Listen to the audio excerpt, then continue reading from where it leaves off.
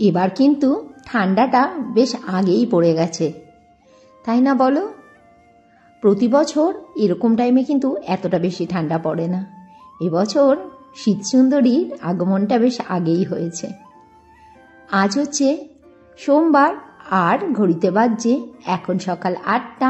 আর আজকের ব্লগটা এখন শুরু করছি।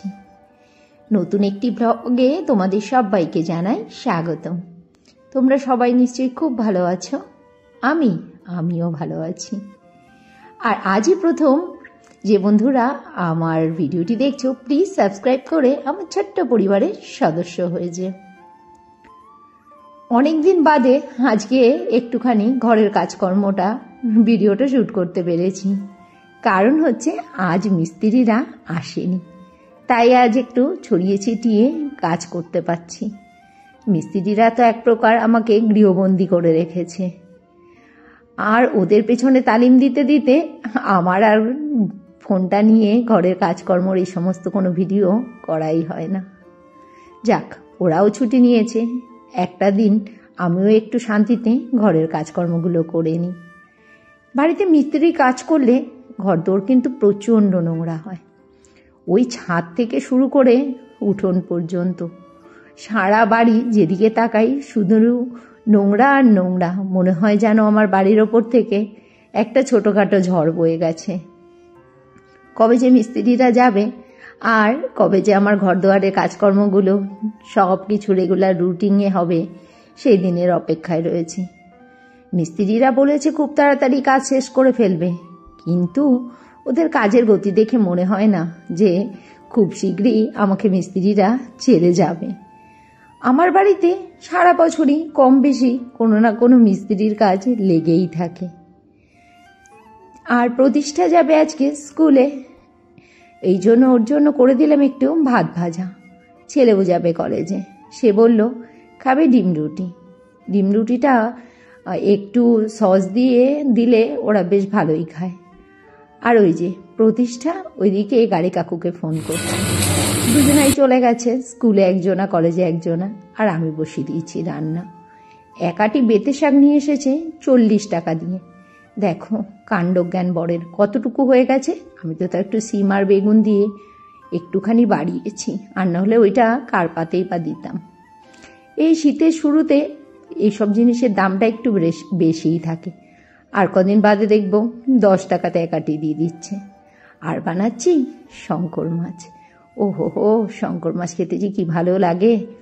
তোমরা এই মাছটাকে কি মাছ বলো? অনেকে আবার শাপলা পাতা মাছও বলে, আমরা শঙ্কর মাছ বলি। শঙ্কর মাছ হলে আমি মাংস সরিয়ে রেখে শঙ্কর মাছ দিয়ে ভাত খেয়ে নেব। না, আবার একটা জোমাটের পার্সেল। সারাদিনে 3টে পার্সেল আসেই না। আজকে নিলাম চা পাতা আর এই 2টো টপ বিস্কিট। এখন বাজে দুপুর 2:15। শরীরটা প্রচণ্ডই খারাপ লাগছে, আর চলতে পারছি না। এত পেটে ব্যথা করছে আর কোমরে যন্ত্রণা করছে।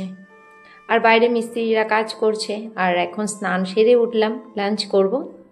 রান্নার সময় অল্প অল্প দেখিয়েছিলাম, ফাইনালটা এখন দেখে নাও। রয়েছে এখানে ভাত, রয়েছে বেতে শাকের ঘন্ট, লাউ চিংড়ি, রয়েছে একটু জলপাইয়ের চাটনি আর শঙ্কর মাছ। আবার ফেরত চলে এলাম রাত্রিবেলাতে। এখন ঘড়িতে বাজছে রাত্রি 9টা। আজ রুটি খাওয়ার জন্য দুপুরবেলাতে কোনো তরকারি করে রাখতে পারিনি, তাই রাতের বেলাতেই তৈরি করে নিচ্ছি ফুলকপি, আলু, টমেটো দিয়ে চচ্চড়ি। এটা বেশ ভালোই লাগে খেতে, একটু মিষ্টি মিষ্টি হয়। আমার ছেলে মেয়ে লুচি দিয়ে খেতে বেশি পছন্দ করে। আর এইদিকে তৈরি করে নিচ্ছি লুচি, তার জন্য ময়দাটাও মেখে নিচ্ছি। আর বেশ শীতও করছে চারদিকে। আমি দিয়েছি দরজা জানলা বন্ধ করে। আমি এমনি সোয়েটার পরতে খুব একটা পছন্দ করি না, জানো তো। সোয়েটার পরলেই আমার যেন কেমন কুড়েমি লাগে। শরীরে যতক্ষণ কষ্ট না হয় কোনো কাজে যেন আমি জোরই পাই না। বেশি সুখ হয়ে গেলে কাজের এনার্জি পাই না। আমি লুচিগুলো বেলে দিলাম, আর ছেলে ভেজে তুলে নিচ্ছে।